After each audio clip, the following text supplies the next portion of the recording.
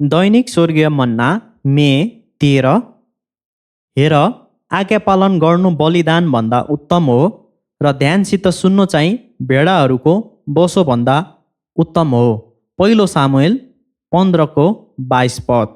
यस पदको व्याख्या यस प्रकारको रहेको छ।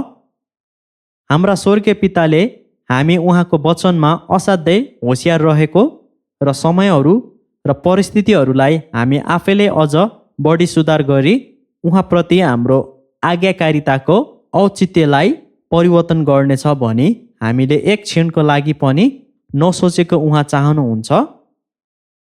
तर हामीलाई रक्षा गर्नुहुने न त कहिले उग्नुहुन्छ न त कहिले निदाउनु हुनेछ, अनि त्रुटि गर्नै नसक्ने गरी उहाँ धेरै बुद्धिमान हुनुहुन्छ।